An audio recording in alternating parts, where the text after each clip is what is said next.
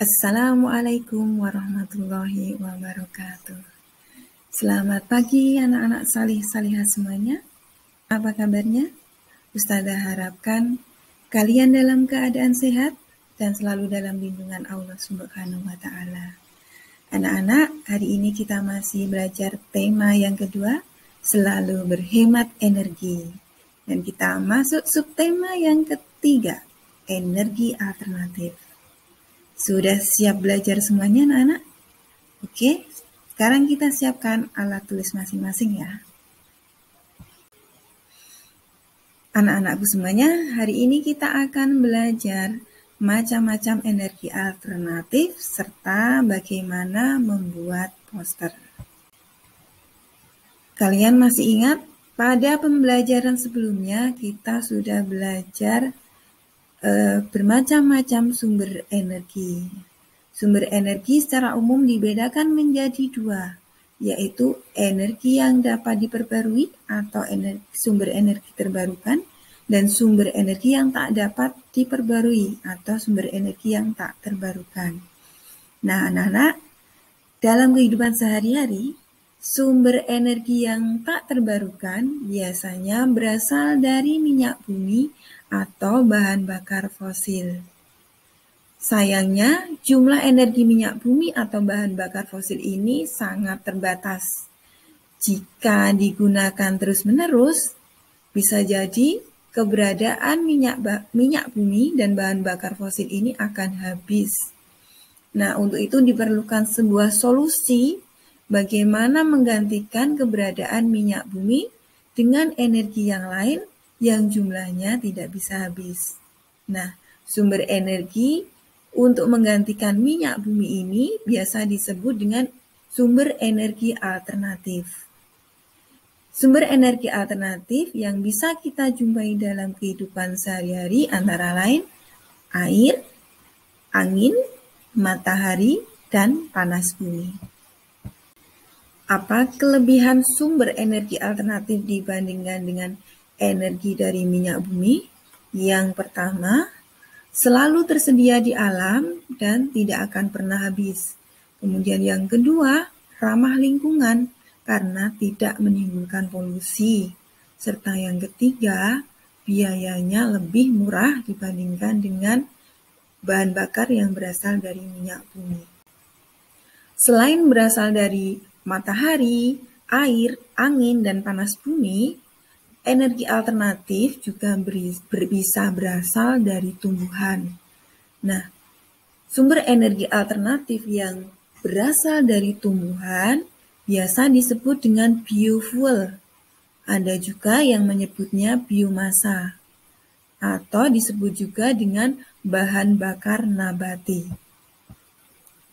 Contoh tumbuhan yang dapat digunakan sebagai penghasil biofuel adalah kelapa sawit, jarak, kelor, singkong, dan rambutan.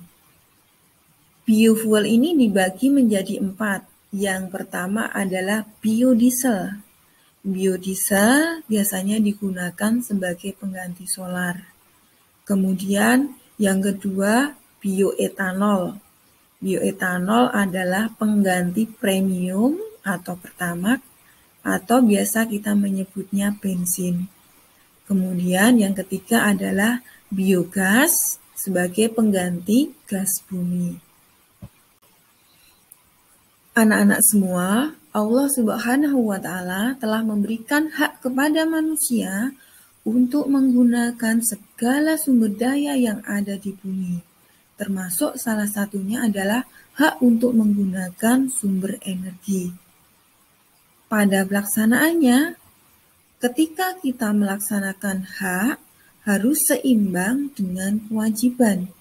Karena jika hak dan kewajiban tidak dilakukan secara seimbang, maka akan terjadi kekacauan. Dalam melaksanakan kewajiban, kita juga harus memperhatikan hak-hak orang lain. Kita tidak boleh melanggar hak-hak orang lain. Nah, anak-anak, salah satu kewajiban manusia terhadap sumber energi adalah menggunakannya dengan penuh tanggung jawab. Salah satunya adalah menghemat penggunaannya agar keberadaan sumber energi itu tidak habis. Dan salah satu cara tanggung jawab kita juga adalah dengan mengajak orang lain untuk menghemat penggunaan energi tersebut. Dalam mengajak orang lain, kita bisa menggunakan poster. Pada pertemuan sebelumnya, kita sudah belajar tentang poster. Masih ingat apa fungsi poster? Iya, fungsi poster adalah untuk memberikan pemahaman kepada publik mengenai suatu informasi yang disampaikan melalui gambar dan kalimat secara singkat. Poster biasanya diletakkan di tempat-tempat umum seperti mal, jalan raya, sekolah, rumah sakit, dan sebagainya. Bagaimana langkah-langkah membuat poster yang baik? Yang pertama, tentukan tema dahulu. Kemudian, yang kedua, tentukan pesan apa yang akan disampaikan pada poster tersebut. Yang ketiga, tuangkan pesan tersebut dalam kalimat yang menarik dan singkat. Tidak perlu panjang-panjang ya. Kemudian yang terakhir, setelah dituangkan dalam kalimat yang menarik, tuangkan dalam gambar. Gambar harus dibuat semenarik mungkin dengan pemilihan warna yang tepat dan sesuai dengan pesan yang ada dalam tema yang telah kita tentukan. Alhamdulillah, anak-anak sudah paham ya bagaimana cara-cara membuat poster. Nah, untuk tugas mandiri hari ini adalah buatlah sebuah poster dengan tema ajakan hemat energi. Setelah itu, berfotolah dengan memegang poster tersebut, kemudian kirimkan foto kalian ketika memegang poster tersebut ke dalam classroom. Ustazah tunggu ya. Anak-anak semua, cukup sekian pelajaran kita hari ini. Sebelum Ustazah akhiri, Ustazah berpesan sebagaimana Allah berfirman dalam surat Al-Isra ayat ke-27, Innal mubadirina iwanas sayatin. Sesungguhnya para pemboros itu adalah saudara-saudaranya setan. Nah, anak-anak, maka kita harus berperilaku hidup hemat. Jangan suka menjadi pemboros, termasuk hemat dalam penggunaan sumber energi yang ada di sekitar kita. Cukup sekian dari Ustazah.